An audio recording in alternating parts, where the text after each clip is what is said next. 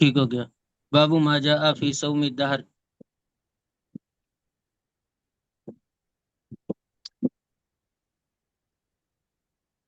وبه قال حدثنا قتيبة وأحمد بن عبدة الزبي قال حدثنا حماد بن زيد عن غيلان بن جرير عن عبد الله بن معبد عن أبي قتادة قال قيل يا رسول الله كيف بمن صام الدهر قال لا صام ولا أفطر أو لم يصم ولم يفطر.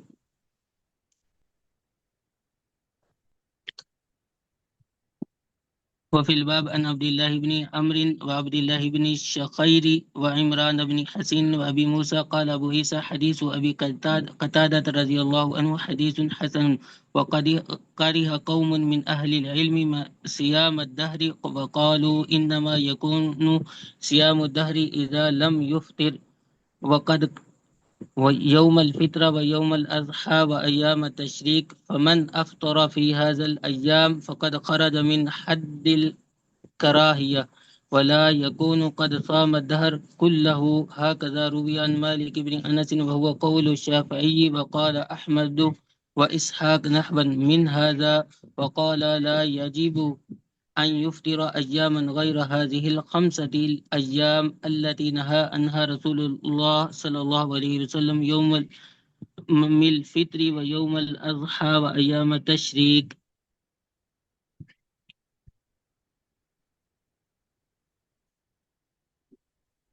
شابش. جی، یہ باب ہے باب ما جاء فی صوم الدہر. صوم الدہر کا مطلب ہوتا ہے کہ ہمیشہ روزہ رکھنے کا بیان. تو حضرت ابو قتادہ کہتے ہیں کہ کہا گیا اللہ کے رسول کیف بمن صام الدہر، کیا حکم ہے اس آدمی کا جو ہمیشہ روزہ رکھے. قال، تو آپ نے فرمایا لا صام ولا افطر. میری آواز صاف آ رہی ہے یا نہیں آ رہی ہے؟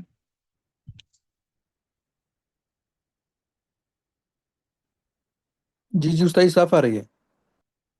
جی، فرمایا قال لا صام ولا افطر، فرمایا نہ تو اس نے روزہ رکھا نہ افطار کیا.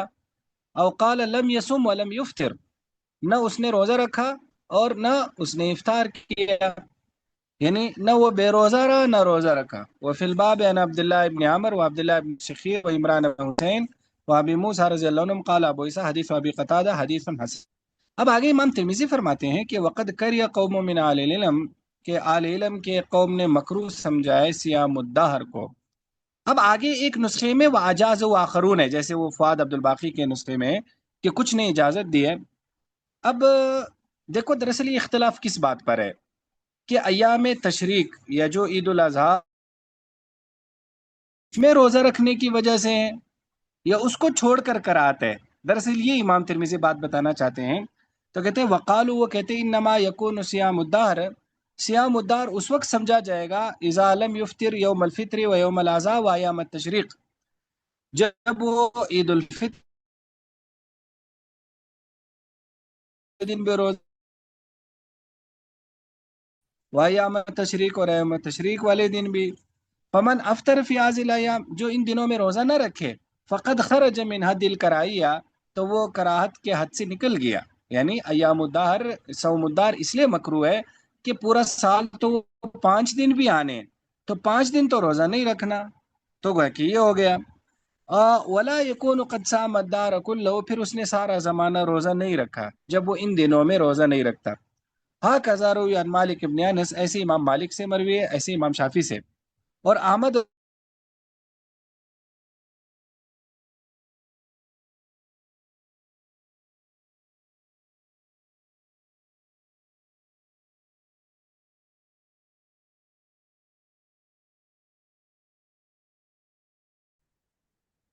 آواز کٹ گئی میرے خیال میں استاد.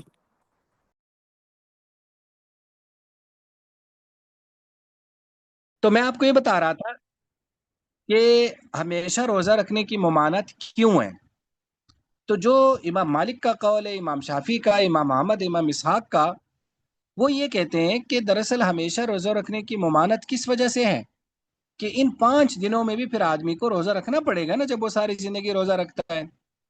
تو اگر کوئی آدمی ان 5 دنوں میں روزہ نہیں رکھتا اور باقی سال روزہ رکھتا ہے تو اس کو ہم کراہت نہیں کہیں گے، ہم کہیں گے یہ مکروہ نہیں ہے. تو گویا کہ جو 5 دن ممنوع ہے جس میں روزہ رکھنا، اگر اس میں بھی روزہ رکھیے گا تو ایام الدہر کا روزہ مکروہ ہے، صوم الدہر کا. لیکن اگر وہ ان 5 دنوں کو چھوڑ کر باقی سال روزہ رکھتا ہے تو پھر ٹھیک ہے. لیکن بہرحال علماء یہی کہتے ہیں کہ اگر ان 5 دنوں کو چھوڑ کر بھی وہ باقی سال روزہ رکھتا ہے تب بھی پسندیدہ نہیں ہے. ہو سکتا ہے یہ والی کراہت تو نہ ہو، لیکن پھر بھی پسندیدہ اس لیے نہیں ہے کہ اس میں پھر وہ مشقت ختم ہو جاتی ہے جو عبادات میں مقصود ہے شریعت کو. کہ اصل میں عبادت میں ہم اپنی اس منشا کے، اپنی عادت کے خلاف کام کرتے ہیں نا. تو جب جو آدمی ہمیشہ روزہ رکھتا ہے، سارا سال روزہ رکھتا ہے، تو اس نے ایک قسم کے کھانے کی روٹین چینج کر لی تو اس میں وہ مشقت رہتا نہیں. اس لیے احادیث میں آتا ہے کہ اگر آدمی نے ہمیشہ روزہ رکھنا ہی ہے نا تو صوم داؤد رکھے، داؤد علیہ السلام والا روزہ، کہ ایک دن افطار کرے اور ایک دن روزہ رکھے. پھر یہ بہترین قسم کا روزہ ہے. روزانہ روزہ رکھنا اور پورا سال روزہ رکھنا یہ شریعت کو گویا کہ پسندیدہ نہیں ہے. اب سمجھ میں آ گیا یا نہیں آیا؟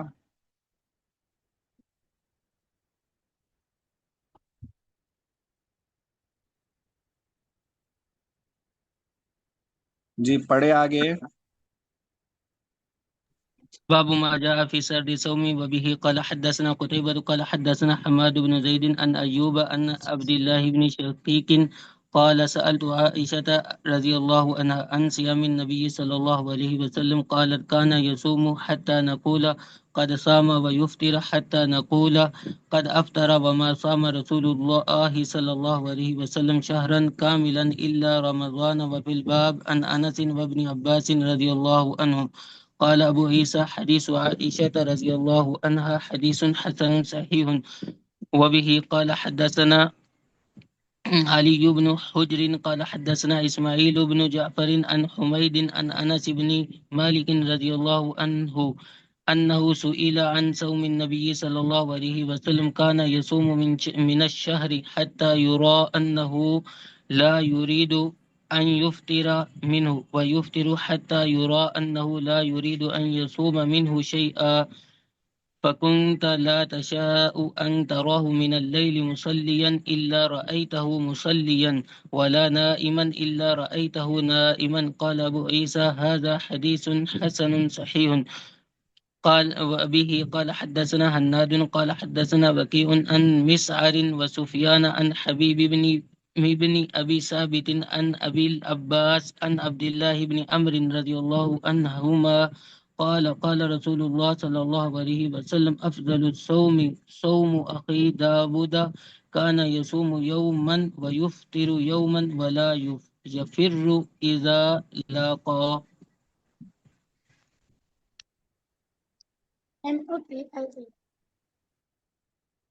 قال أبو عيسى هذا حديث حسن صحيح. وأبو العباس هو الشاعر الأعمى واسمه سائب بن فروخ.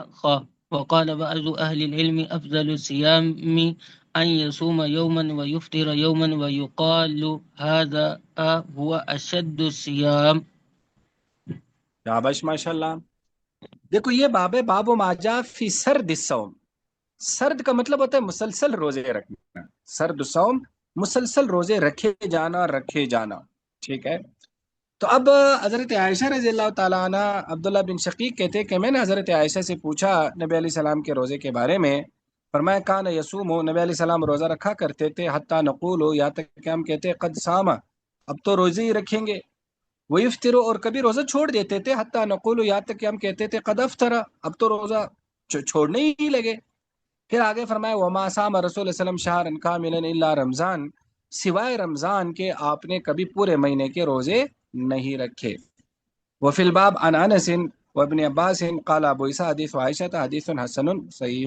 یہ آج آپ لوگوں کا یہ تھوڑا سا ڈسٹرب ہے یہ اسکرین شیئرنگ، مجھے ایسا لگ رہا ہے یا واقعی ایسا ہے؟ جی استاد جی ایسا ہی ہے. یہ کیوں ڈسٹربنگ ہے اس میں؟ وہ استاد جی میرے سے صحیح طرح سے شیئر نہیں ہو رہا تھا. تو اب یہ دو لوگوں نے نہیں شیئر کی، ایسا لگ رہا ہے جیسے 2 لوگوں نے شیئر کی ہے. میں نے کی ہے استاد جی، دوبارہ وہ لیپ ٹاپ سے جوائن کی ہے، پہلے وہ موبائل سے تھا. چلو جی، تو بس وہ پھر وہی صفحہ شیئر کر لیں جو جس صفحہ کو ہم پڑھ رہے ہیں، تاکہ وہ توجہ برقرار رہے حضرات کی. جی استاد جی. جزاک اللہ. دوسری حدیث حضرت انس کی ہے، وہ فرماتے ہیں انہ سئل کہ پوچھا گیا نبی علیہ السلام کے روزے کے بارے میں، قال آپ نے فرمایا کہ کان یصوم من الشہر، آپ روزہ رکھا کرتے تھے مہینے کے، حتی یرا یہاں تک کہ ہم سمجھتے تھے یا یہاں تک کہ سمجھا جاتا تھا، انہ لا یرید ان یفطر منہ، کہ اب اس مہینے میں افطار ہی نہیں کریں گے، یعنی اتنا مسلسل روزہ رکھتے تھے، وہ یفطر اور افطار کرتے تھے، حتی یرا یہاں تک کہ سمجھا جاتا تھا انہ لا یرید ان یصوم منہ شیئا، کہ اب اس میں سے روزہ ہی نہیں رکھیں گے۔ اب آگے یہ بڑی اہم حدیث ہے، نبی علیہ السلام کے مزاج کی تھوڑی سی اس میں ہمیں جھلک سامنے آتی ہے کہ آپ علیہ السلام کا انداز عبادت کیا تھا۔ پھر آگے مزید وہ فرماتے فَكُنْتَ لَا تَشَاءُ أَن تَرَاهُ مِنَ اللَّيْلِ، آپ نہیں یہ چاہتے تھے کہ رات کے اس حصے میں آپ نماز پڑھتے دیکھیں، یعنی آپ کا گمان ہی نہیں ہوتا تھا کہ اس وقت نبی علیہ السلام نماز پڑھ رہے ہوں گے، الا رأيته مصليا، مگر آپ دیکھ لیتے کہ آپ نماز پڑھ رہے ہیں، ولا نائما الا رأيته نائما، نہ آپ یہ چاہتے تھے کہ اس ٹائم آپ سو رہے ہوتے ہوں گے مگر آپ سو رہے ہوتے تھے۔ تو وہ کہ آپ کا گمان یہ ہوتا تھا کہ ابھی تو نبی علیہ السلام ضرور نماز پڑھیں گے لیکن اس وقت سو رہے ہوتے تھے، کبھی آپ کا ذہن ہوگا کہ نہیں اس وقت تو سو رہے ہوں گے لیکن اس وقت آپ علیہ السلام نماز پڑھ رہے ہوتے تھے۔ قال ابو عیسیٰ ھذا حدیث حسن صحیح، یہ ہم آگے حدیث کی طرف آتے ہیں، پہلے اس کو آپ سمجھیں ان دو حدیثوں کو۔ دیکھو نبی علیہ السلام کے روزہ رکھنے کی عادت مبارکہ کیا تھی؟ ایک تو آپ کے روٹین کے روزے تھے، روٹین کے روزے سے مراد ہے جیسے پیر اور جمعرات کو رکھا کرتے تھے، یا اسی طرح ایام بیس کے روزے رکھا کرتے تھے، یہ تو ایک آپ کی عادت مبارکہ تھی۔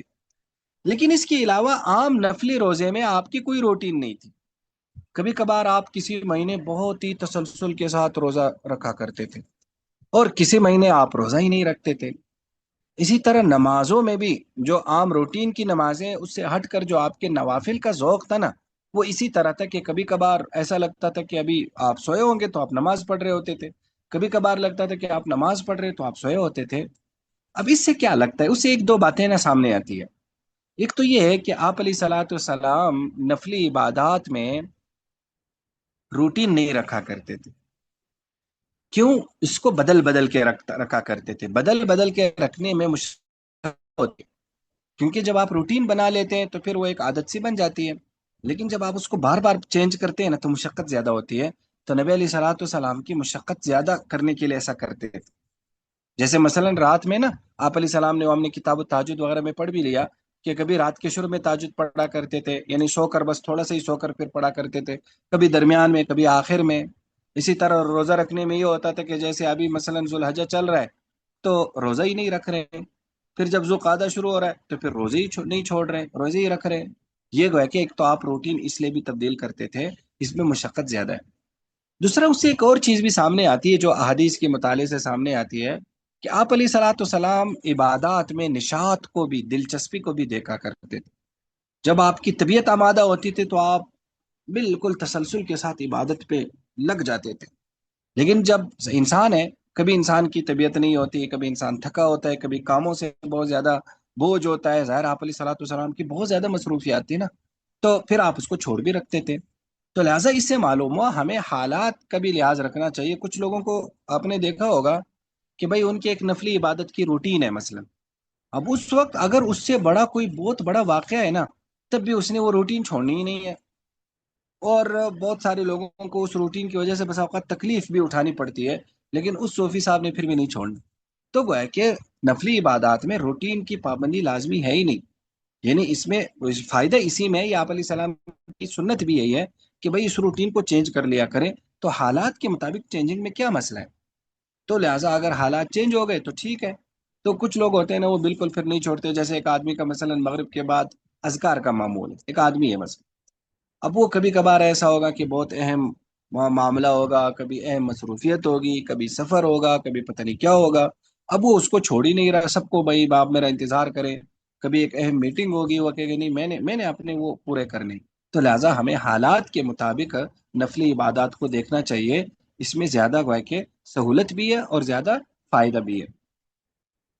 دوسری آخری حدیث ہے حضرت عبداللہ بن عمر کی، وہ فرماتے نبی علیہ السلام افضل الصوم، بہترین روزہ صوم اخی داؤد، میرے بھائی داؤد علیہ السلام کا ہے، کان یصوم یومن، ایک دن روزہ رکھتے تھے، ویفطر یومن، اور ایک دن افطار کرتے تھے، ولا یفر اذا لاقا، جب دشمن سے مٹبھیڑ ہوتی تھی، جب دشمن سے لڑائی ہوتی تھی تو پھر بھاگتے نہیں تھے، قال ابو عیسیٰ ھذا حدیث حسن صحیح، اور ابو العباس یہ ایک نابین شاعر ہے اور ان کا نام ہے صاحب بن فروخ۔ اور بعض اہل علم کہتے ہیں کہ بہترین روزہ یہ ہے کہ آدمی ایک دن روزہ رکھے اور ایک دن افطار کرے، اور کہا جاتا ہے یہ سب سے سخت روزہ ہے، اور یہ بہت سخت روزہ ہے۔ ظاہر ہے کبھی ہم نے اس کا تجربہ تو نہیں کیا ہے، لیکن بہرحال بندہ تھوڑا سا سوچے کہ کتنا سخت ہے، کہ بھائی ایک دن سحری کے لیے اٹھو، پھر اگلے دن سو جاؤ، پھر سحری کے لیے اٹھو۔ تو رمضان میں تو ہماری عادت بن جاتی ہے نا، یہی وجہ ہے کہ وہ ایک دو دن تھوڑا سا اٹھنے میں مشکل ہوتی ہے، پھر عادت بن جاتی ہے۔ تو اس میں روٹین کو بار بار توڑنا پڑتا ہے، اس لیے وہ انتہائی کیا ہوتا ہے، یہ سخت ہوتا ہے۔ تو اگر کسی آدمی نے سارا زمانہ روزہ رکھنا ہی ہے تو پھر وہ ہے کہ اس طرح سے رکھے۔ جی آگے۔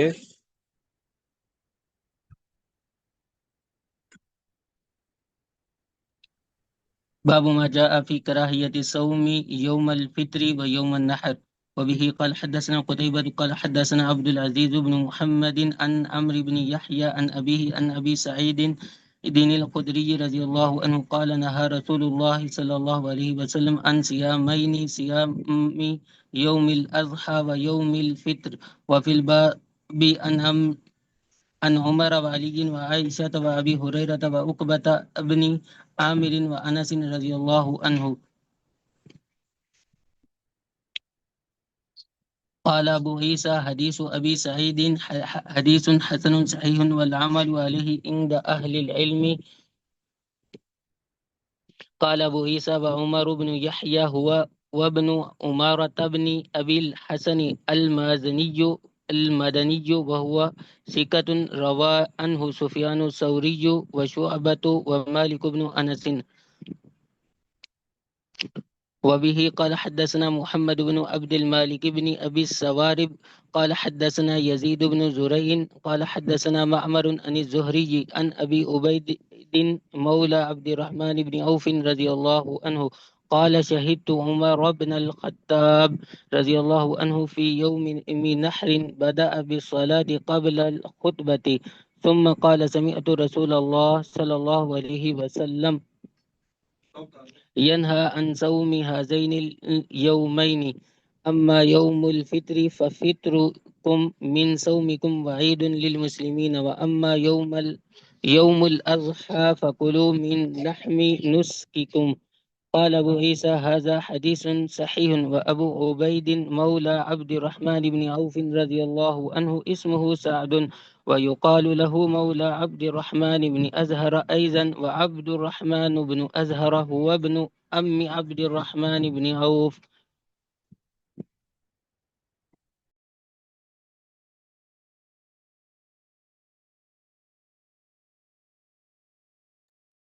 تابش ماشاء اللہ۔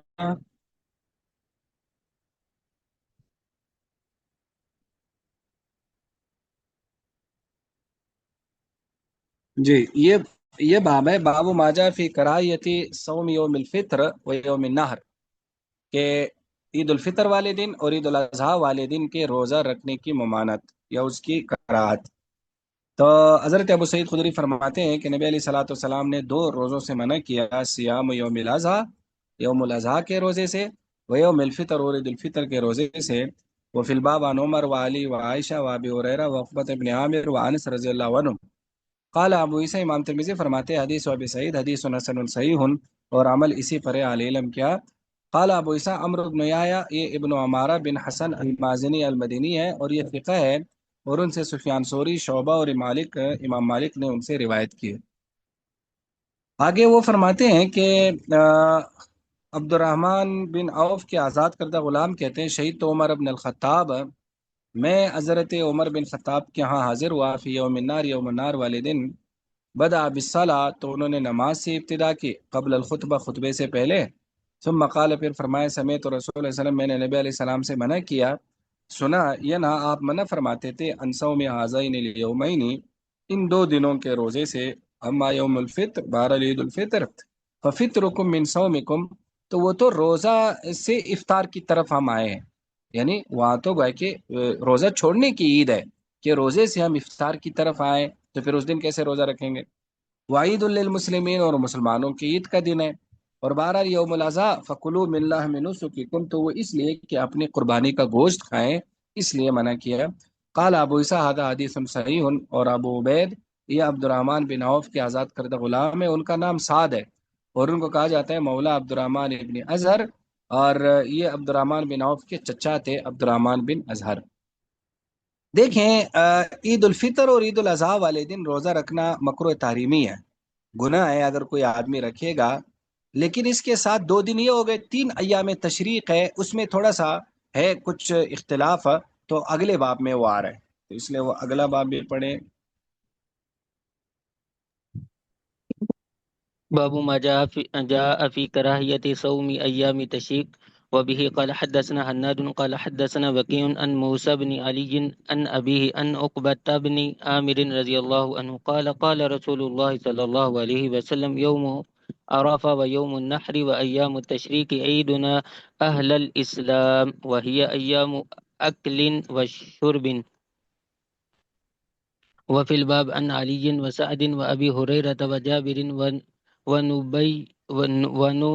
ونبيشة وبشر بن سحيم رضي الله وعبد الله بن حذافة وأنس وحمزة بن عمرو الأسلمي وكعب بن مالك وعائشة وعمرو بن العاص وعبد الله بن عمرو رضي الله عنهم. قال أبو عيسى حديث عقبة بن عامر رضي الله عنه حديث حسن صحيح، والعمل على هذا عند أهل العلم يكرهون صيام أيام التشريك، إلا أن قوما من أصحاب النبي صلى الله عليه وسلم وغيرهم رخصوا للمتمتع إذا لم يجد هديا ولم يصم في العشر أن يصوم أيام التشريك. وبه يقول مالك بن أنس والشافعي وأحمد وإسحاق. قال أبو عيسى وأهل العراق يقولون موسى بن علي بن رباح، وأهل مصر يقولون موسى بن علي. وقال سمعت قتيبة يقول سمعت ليس ابن سعد يقول قال موسى بن علي لا أجعل أحدا في حل صغر اسم أبي. کاوش ماشاء اللہ۔ یہ باب ہے باب ما جاء فی کراہیت صوم ایام التشریق، ایام تشریق کے روزہ رکھنے کا بیان۔ دیکھو ایام تشریق سے مراد ہے وہ دن جس میں ہم کیا کرتے ہیں، جس میں ہم تکبیرات پڑھتے ہیں، 11 12 اور 13، یعنی عید کا دوسرا دن، تیسرا دن اور چوتھا دن۔ یہ تو حدیث یہ ہے کہ نبی علیہ الصلوۃ والسلام میں یوم عرفہ، یوم عرفات، یوم النہر اور ایام التشریق یہ آل الاسلام کی عیدیں ہیں، اور یہ کھانے اور پینے کے دن ہیں۔ وفی الباب عن علی وسعد وابی ہریرہ وجابر ونبیشہ وبشر بن سحیم وعبداللہ بن حذافہ وانس وحمزہ بن عمر الاسلمی وکعب بن مالک وعائشہ وعمر بن العاص وعبداللہ بن عمر رضی اللہ عنہم، یعنی بہت سارے صحابہ سے یہ حدیث مروی ہے۔ قال ابو عیسیٰ، امام ترمذی فرماتے ہیں کہ عقبہ بن عامر والی حدیث حسن صحیح ہے، اور عمل اسی پر علی علم کیا ہو کہ وہ مکروہ سمجھتے ہیں ایام التشریق کے روزوں کو، مگر نبی علیہ السلام کے صحابہ کی ایک قوم اور دوسرے لوگوں نے رخصت دی ہے حج تمتع کرنے والے کے لیے، جب اس کے پاس ہدی نہ ہو اور وہ 10 دنوں میں روزہ نہ رکھے، کہ وہ ایام التشریق میں روزہ رکھیں۔ یہی مالک، شافعی، احمد، اسحاق کا قول ہے۔ یعنی یہ آگے کتاب الحج میں آئے گا کہ متمتع اور قارن جب اس کے پاس وہ یعنی یہ نہ ہو، جب اس کے پاس پیسے نہ ہو کہ وہ ہدی ذبح کر سکے، تو پھر ان کے لیے کیا ہے کہ ان کو 10 روزے رکھنے ہوتے ہیں، 3 عید سے پہلے اور 7 گھر لوٹ آ کر۔ اب اگر وہ 3 دن عید سے پہلے روزے نہ رکھ سکے تو کیا وہ ایام تشریق میں روزے رکھ سکتا ہے یا نہیں؟ تو وہ ہے کہ امام مالک کا ایک قول یہ ہے، اور امام احمد کی ایک روایت ہے کہ رکھ سکتا ہے، اگرچہ جمہور کہتے کہ وہ بھی نہیں رکھ سکتا، تو اس لیے وہ فرما دیا۔ قال ابو عیسیٰ کے آل عراق کہتے کہ موسیٰ بن علی بن ربا، اور آل مصر کہتے ہیں موسیٰ بن علی، یعنی ایک علی پڑھتے دوسرا علی پڑھتے ہیں، کہتے میں نے قتیبہ سے سنا، وہ فرما رہے تھے میں نے لیث بن سعد سے سنا کہ موسیٰ بن علی لا اجعل احدا فی حل صغر اسم ابی، یعنی وہ موسیٰ کہتے تھے کہ میرا باپ کا نام علی ہے، علی نہیں ہے۔ علی نا اصل میں اس میں تصغیر کا صیغہ ہے، کہتے تھے میں کسی کو اس کی اجازت نہیں دیتا کہ وہ میرے باپ کے نام کی تصغیر کرے، وہ کہ وہ اس کو مصغر کرے، تو میں اس کو وہ کہ اس کی اجازت نہیں دیتا، میں اس کو وہ کہ اتنی اجازت نہیں دیتا، تو اس لیے وہ کہتے تھے کہ علی گویا کہ ہونا چاہیے، لیکن بہرحال وہ لوگوں میں علی کے نام سے مشہور تھے، یعنی اس میں تصغیر کے ساتھ۔ تو دیکھو ایک بات ذہن میں رکھنا کہ یہ 5 دن روزے رکھنا منع ہے، لیکن 2 دن زیادہ کراہت ہے، عید الاضحیٰ اور عید الفطر۔ باقی 3 دن ایام التشریق میں بھی روزہ رکھنا منع ہے، لیکن کراہت اس درجے کی نہیں ہے، اگرچہ ان دنوں میں بھی روزہ نہیں رکھ سکتے، لیکن اگر کوئی آدمی رکھے گا بھی تو اس نے مکروہ کا ارتکاب تو کیا، لیکن بہرحال وہ والی کراہت زیادہ ہے عید الفطر اور عید الاضحیٰ والے دن کی۔ جی آگے۔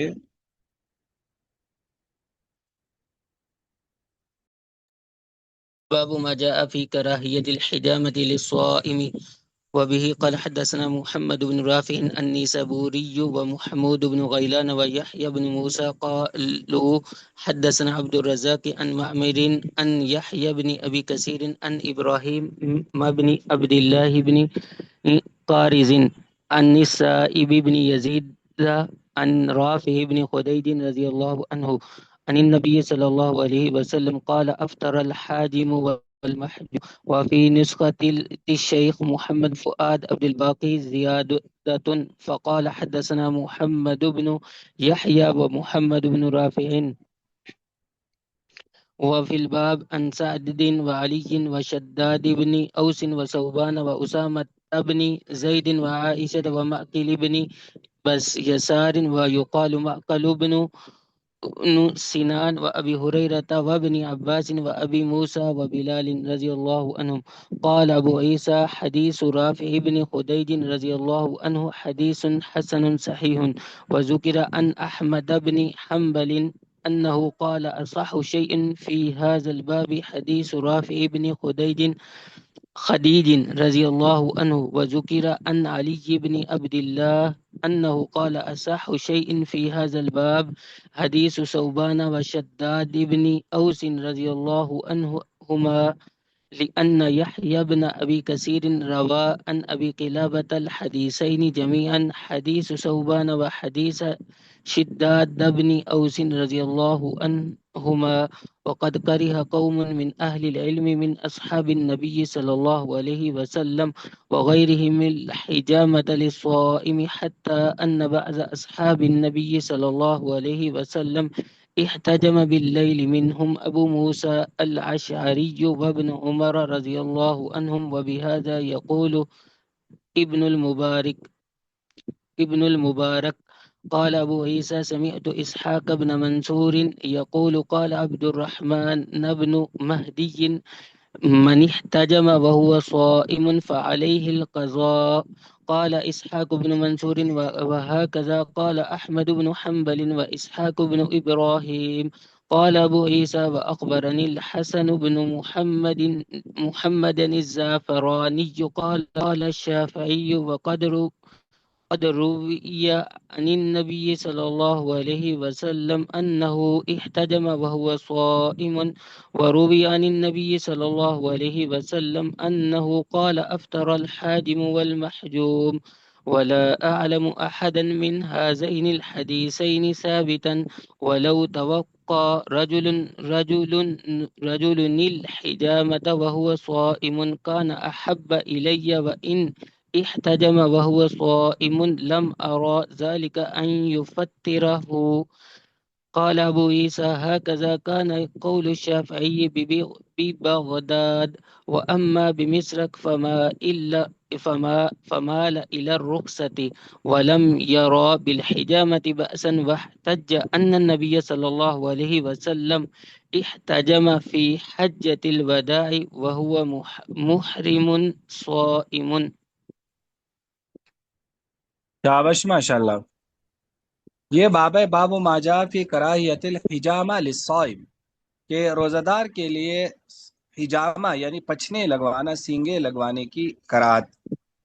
تو حضرت صائب بن یزید کہتے ہیں وہ رافع بن خدیج رضی اللہ تعالیٰ عنہ سے کہ نبی علیہ السلام نے افطر الحاجم والمحجوم، کہ سینگی لگانے والا اور لگوانے والا ان دونوں کا روزہ کیا ہو گیا؟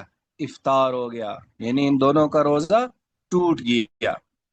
تو آگے فرمایا وفی الباب عن سعد وعلی وشداد بن اوس وثوبان واسامہ بن زید وعائشہ وماقل بن یسار ويقال معقل بن سنان وابي هريره وابن عباس وابي موسى وبلال رضي الله عنه. دیکھو حاجم کا مطلب ہوتا ہے جو خون کھینچ رہا ہے، اور محجوم جس کا خون کھینچا جا رہا ہے تو وہ مراد ہے۔ قال ابو عیسیٰ حدیث رافع ابن خدیج حدیث حسن صحیح۔ اب امام احمد بن حنبل سے مروی ہے کہ انه قال وهما اصح شيء في هذا الباب، سب سے صحیح حدیث اس باب میں وہ رافع بن خدیج کی حدیث ہے، لیکن علی بن عبداللہ سے مروی ہے، ان امام علی بن عبداللہ مدینی سے، کہ اصح شيء في هذا الباب کے اس موضوع میں صحیح ترین حدیث وہ ثوبان اور شداد بن اوس والی حدیث ہے، کیونکہ یحییٰ بن ابی کثیر نے روایت کیا ہے ان ابی قلابہ الحدیثین جمیعا، دونوں حدیثیں ثوبان والی حدیث بھی اور شداد بن اوس والی حدیث بھی۔ اب آگے اس مسئلے کے بارے میں امام ترمذی فرماتے ہیں وقد کری قوم من اہل العلم، کہ اہل علم کی قوم نے مکروہ سمجھا نبی علیہ السلام کے صحابہ وغیرہ نے حجامہ للصائم کو، یہاں تک کہ نبی علیہ السلام کے بعض صحابہ وہ رات کو حجامہ لگواتے تھے، اس میں حضرت ابو موسیٰ اشعری ہے، ابن عمر رضی اللہ عنہ ہے، وہ بیازا، یہی ابن مبارک کا قول ہے۔ اب آگے امام ترمذی مزید تبصرہ فرماتے کہ میں نے اسحاق بن منصور سے سنا یقول، وہ کہہ رہے تھے کہ عبد الرحمن بن مہدی کہتے تھے کہ من احتجم، جس نے احتجام کیا یعنی سینگی لگوائی جبکہ وہ روزہ تھا، فعلی القضاء، تو اس کے ذمہ قضا ہوگا۔ اور اسحاق بن منصور کہتے ہیں ایسے ہی امام احمد بن حنبل نے فرمایا اور اسحاق بن ابراہیم نے فرمایا۔ اب آگے قال ابو عیسیٰ مزید فرماتے کہ اخبرنی حسن بن محمد الزعفرانی، وہ فرماتے امام شافعی فرماتے ہیں کہ نبی علیہ السلام سے مروی ہے انه احتجم وهو صائم، کہ نبی علیہ السلام نے خود روزے کی حالت میں سینگی لگوائی ہے، اب یہ حدیث ہے۔ اور نبی علیہ السلام سے یہ بھی مروی ہے کہ افطر الحاجم والماجوم، کہ سینگی لگانا اور لگوانے والوں دونوں کا روزہ افطار ہو گیا۔ تو قولی حدیث بتا رہی ہے کہ روزہ ٹوٹ جاتا ہے، لیکن فعلی حدیث بتا رہی ہے کہ نبی علیہ السلام نے خود یہ کام کیا ہے۔ وہ کہتے ہیں ولا عالم احد من هذين الحديثين ثابتا، کہ میں یہ نہیں جانتا کہ ان میں سے کون سی حدیث زیادہ صحیح ہے۔ اب آگے کہتے ہیں وَلَوْ تَوَفَّى رَجُلٌ الْإِجَامَةَ وَهُوَ صَائِمٌ كَانَ أَحَبُّ إِلَيَّ، کہ اگر اجامہ والا آدمی جو ہے نا وہ فوت ہو گیا جبکہ اس کا روزہ تھا تو یہ مجھے زیادہ پسندیدہ ہے۔ وَإِنِ احْتَجَمَ وَهُوَ صَائِمٌ، اور اگر وہ اس نے سینگی لگوائی جبکہ اس کا روزہ تھا تو لم ارى ذلك ان يفطره، تو میں اس کے لیے جائز نہیں سمجھتا کہ وہ افطار کرے۔ قال ابو عیسیٰ هكذا كان قول شافعی ببغداد، بغداد میں امام شافعی ایسے ہی کہا کرتے تھے۔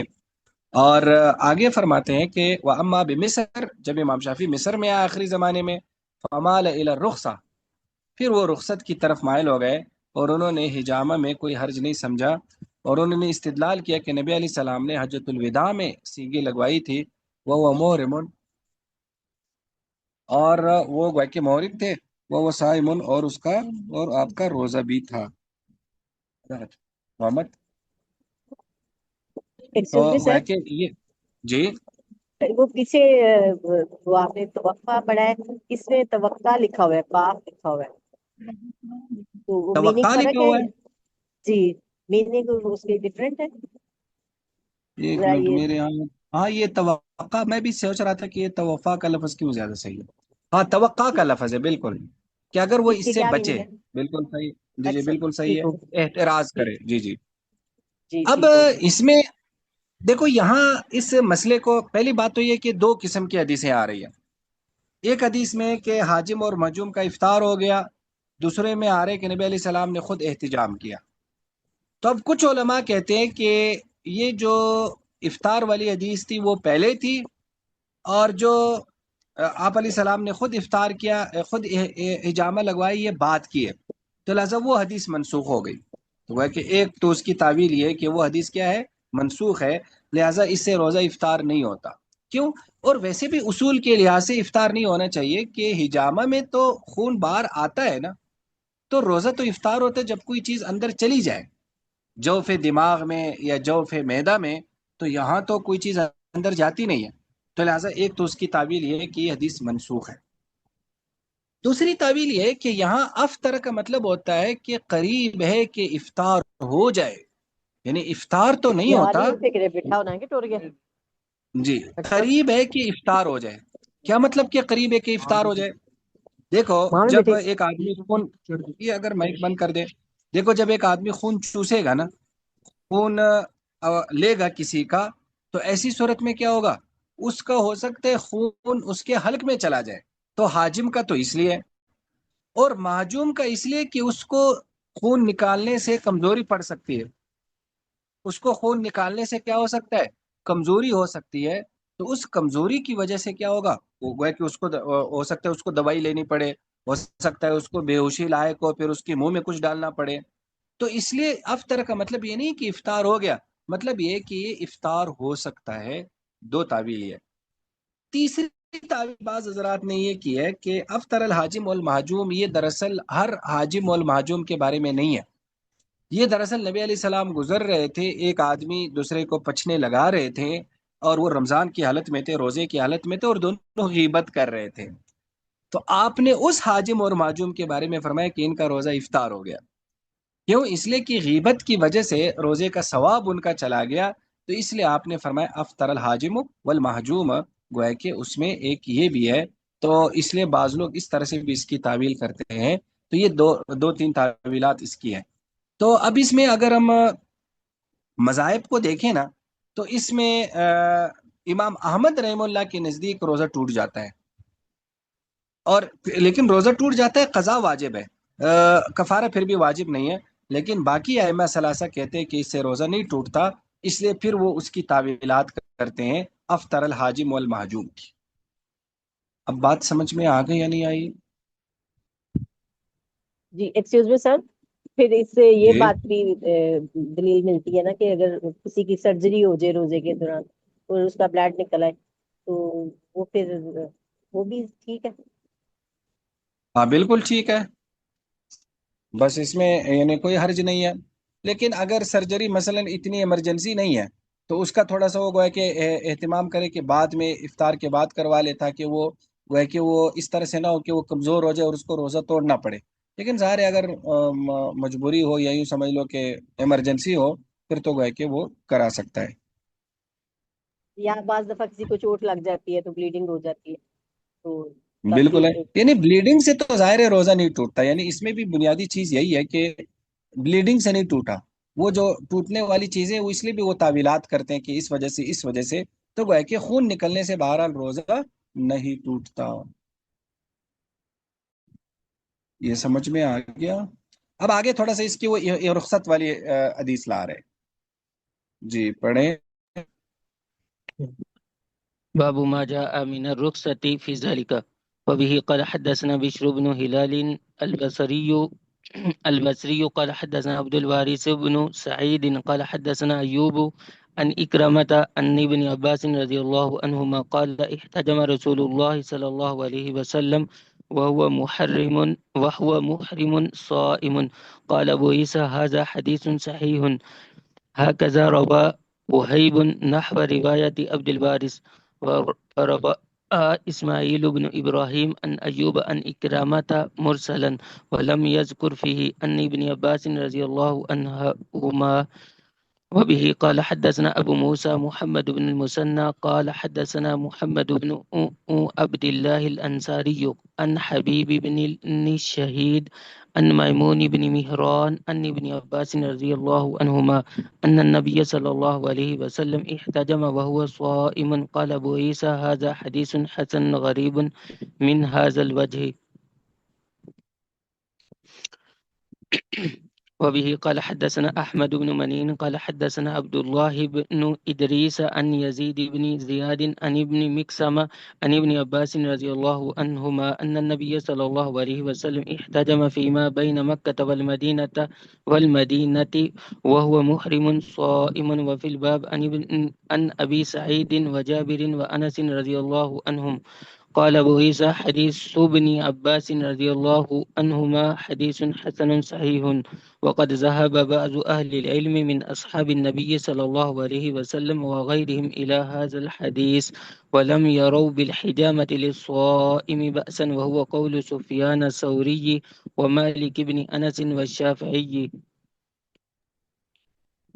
شاباش ماشاءاللہ. یہ باب ہے اسی رخصت کے بارے میں کہ حضرت ابن عباس فرماتے ہیں کہ احتجم رسول اللہ علیہ وسلم وهو محرم صائم، کہ نبی علیہ السلام نے احتجام سینگی لگوائی جبکہ آپ احرام کی حالت میں بھی تھے اور آپ کو روزہ بھی تھا. قال ابو عیسیٰ هذا حدیث صحیح، ایسی وہیب نے عبد الوارث کی طرح کی روایت کی ہے، اور وروا اسماعیل ابن ابراہیم عن ایوب عن اکرمہ مرسلا، اور دوسری سند سے یہ مرسل ہے، اس میں حضرت ابن عباس کا واسطہ نہیں ہے. اور ایک اور سند ہے حضرت ابن عباس سے کہ ان نبی صلی اللہ علیہ وسلم احتجم وهو صائم قال ابو عیسیٰ هذا حدیث غریب من هذا الوجه، یعنی اس میں اس طریقے سے غرابت ہے، خاص طور پر اس الفاظ کے ساتھ کہ اس میں احرام کا لفظ نہیں۔ اور ایک تیسری سند کے ساتھ اس کو دوبارہ ذکر کر دیا کہ حضرت ابن عباس رضی اللہ عنہ فرماتے ہیں کہ نبی علیہ السلام نے احتجم فی ما بین مکہ والمدینہ، مکہ اور مدینہ کے درمیان آپ نے احتجام کیا، وہ محرم صائم، اور آپ احرام کی حالت میں تھے، روزہ دار تھے۔ یہ آپ پیچھے نہیں چلے گئے؟ آپ کو اندازہ نہیں ہو رہا کہ ہم کیا پڑھ رہے ہیں؟ اس طرح سے کیوں ہو رہا ہے آپ سے؟ عیسائی لگ رہا ہے کہ کچھ سبق پہلے گزر چکا ہے یہ جی یہ تو نہیں، لیکن شروع کی جو حدیثیں پڑھی ہیں لگتا ہے کہ وہ پہلے بھی پڑھی جا چکی ہیں، باقی ساتھی بہتر وہ پتہ بتا نہیں پہلے سکتے ہیں۔ بات میں کی، میں ان سے گم ہو گیا سارا۔ دیکھو یہ پیچھے جا رہا ہے، او اللہ کے بندو اگلا باب ہے۔ ابھی تو یہ جو پڑھ رہے وہی اسکرین شیئر کر رہے یا اسکرین کوئی دوسرا شیئر کر رہے؟ 60 نمبر 60 نمبر باب ہے جو پڑھ رہے ہیں۔ جی یہ بتائیں کہ شیئر کرنے والا اور پڑھنے والا الگ الگ ہے یا ایک ہے؟ ایک ہی ہے نہیں استاد جی۔ ایک ہی استاد جی، بس کنفیوز ہے آج تھوڑا سا۔ نہیں، اگر اس کو تو کنفیوز نہیں ہونا چاہیے، اس نے تو خود پڑھا ہے نا۔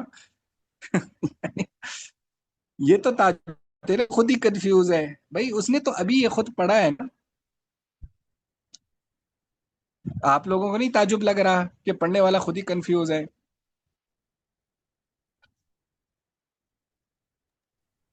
ایگزیکٹ 319 پیج جی نمبر ہے، یہ 316 ہے۔ تو اللہ کے بندو، باب و ماجا فی کرایت والے میں چلے جاؤ، اوپر اور اوپر کرو، بس یہی صحیح ہے۔ یہاں پر اب یہی اب صفحہ یہاں تھا۔ پہ رک جاؤ، اب یہاں پر رک جائے، اس پہ رک جائے، بس نیچے آ جائے، تھوڑا سا نیچے آ جائے۔ اب اسی پر رک جائے بس، چلو پھر آگے کر دیتا ہے۔ او اللہ کے بندو، اسی سے اب باب ماجا فی کرایت الوصال سے تھوڑا سا نیچے آ جائے، یعنی پیچھے جائے، پیچھے جائے، تھوڑا سا پیچھے جائے۔ وہ پیچھے کسے کہتے ہیں؟ 318 نمبر صفحے پہ، بس اب یہاں رک جاؤ، یہی ہم کر رہے تھے۔ جب ہم ترجمہ شروع کریں تو اس وقت آپ غور سے سن لیا کریں، آپ کی تو زیادہ وہ بنتی ہے نا ذمہ داری، کہ حضرت ابن عباس رضی اللہ تعالیٰ سے روایت ہے کہ ان نبی صلی اللہ علیہ وسلم احتجم، کہ نبی علیہ السلام نے احتجام کیا، سینگی لگوائی مکہ اور مدینہ کے درمیان، جبکہ آپ احرام کی حالت میں تھے، روزہ دار بھی تھے۔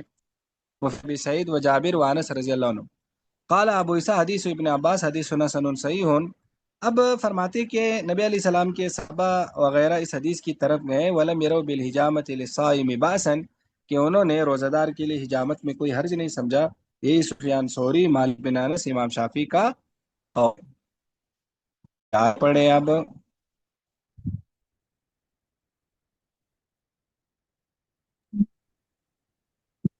باب ما جاء في كراهية باب ما جاء في كراهية الوصال في الصيام. وبه قال حدثنا نصر بن علي الجهزمي قال حدثنا بشر بن مفزل وخالد بن الحارث عن سعيد بن أبي أروبة عن قتادة عن أنس رضي الله عنه قال قال رسول الله صلى الله عليه وسلم لا تواصلوا. قالوا فإنك تواصل يا رسول الله. قال إني لست كأحدكم إن ربي يطعمني ويسقيني. وفي الباب عن علي وأبي هريرة وعائشة وابن عمر وجابر وأبي سعيد وبشير بن الخصاصية رضي الله عنهم قال أبو عيسى حديث أنس رضي الله عنه حديث حسن صحيح، والعمل على هذا عند بعض أهل العلم كره الوصال في الصيام. وروي عن عبد الله بن الزبير رضي الله عنهما أنه كان يواصل الأيام ولا يفطر. شابش ماشاءاللہ۔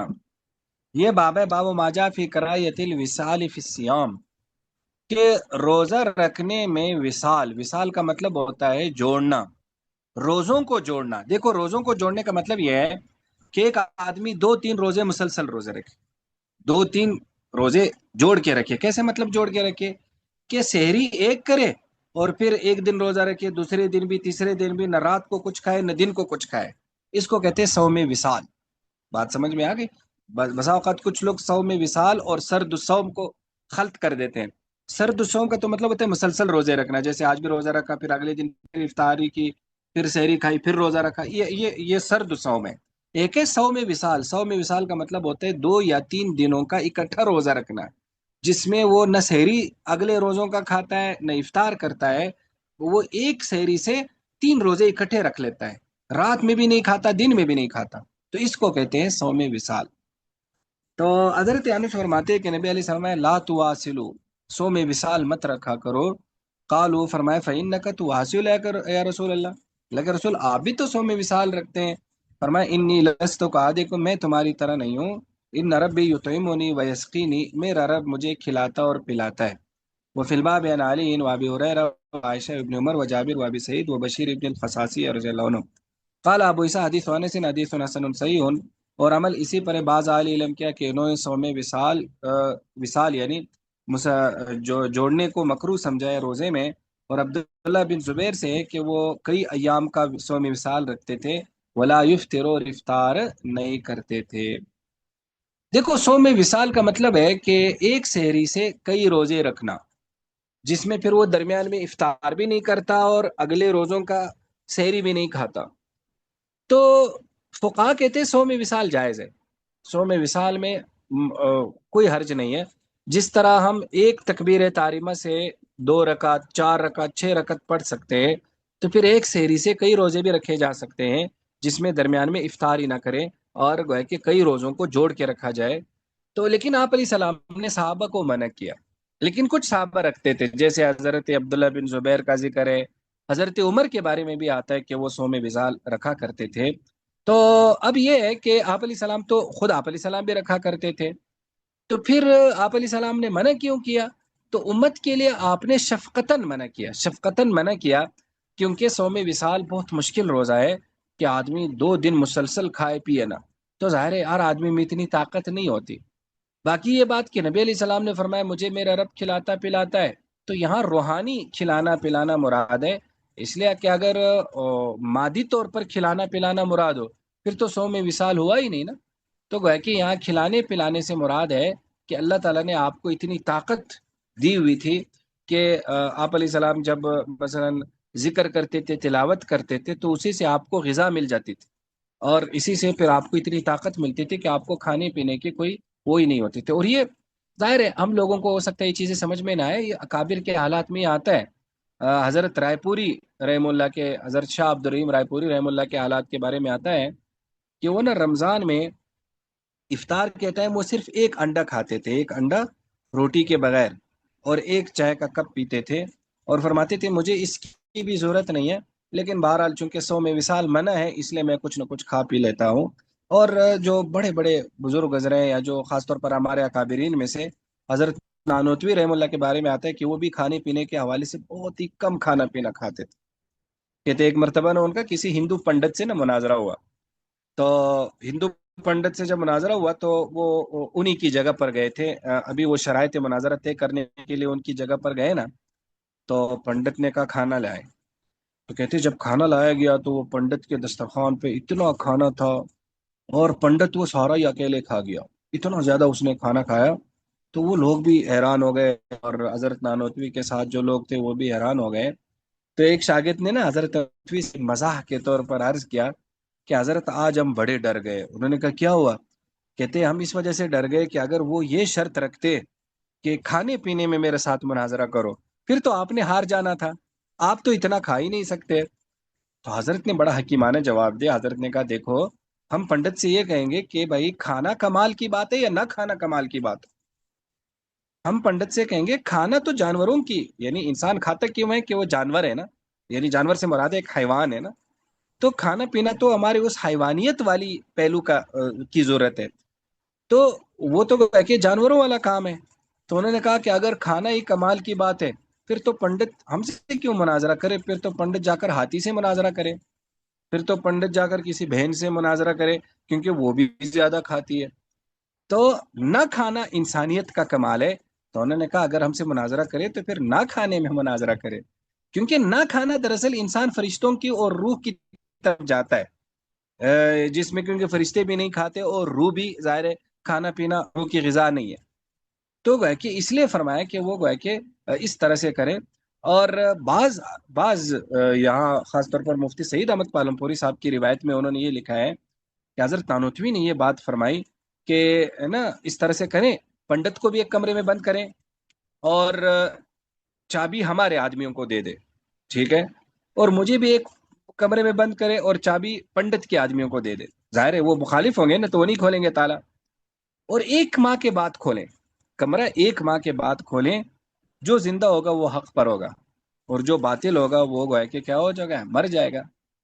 تو حضرت نے کہا کہ آپ 1 ماہ بغیر کھائے پیے زندہ رہ سکتے ہیں؟ لوگوں نے کہا، شاگردوں نے.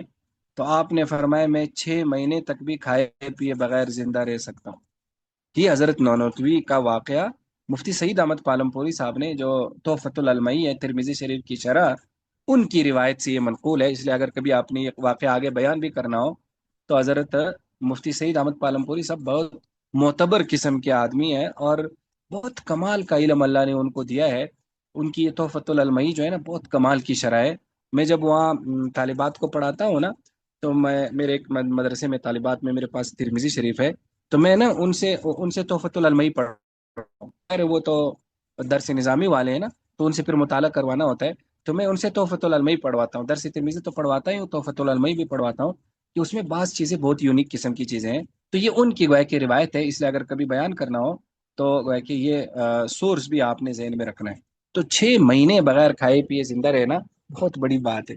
یعنی آج کی سائنس تو شاید نہیں مانے گی، یا مانے گی کہ 6 مہینے ایک آدمی کھائے پیے بغیر کیسے زندہ رہ سکتا ہے. تو نبی اب اس سے اگر ایک آپ علیہ السلام کا امتی اتنا رہ سکتا ہے تو آپ علیہ السلام کیسے نہیں رہ سکتے؟ تو اس لیے آپ 100 میں وصال رکھا کرتے تھے، لیکن صحابہ کو منع کرتے. یہ ایکسکیوز می بات سر، سمجھ میں آ گئی؟ جی یہ تو انہوں نے ویسے کہا نا، پریکٹیکلی تو نہیں کیا نا. نہیں، انہوں نے کہا کہ میں زندہ رہ سکتا ہوں نا، یعنی ان کو اپنے اوپر اعتماد تھا.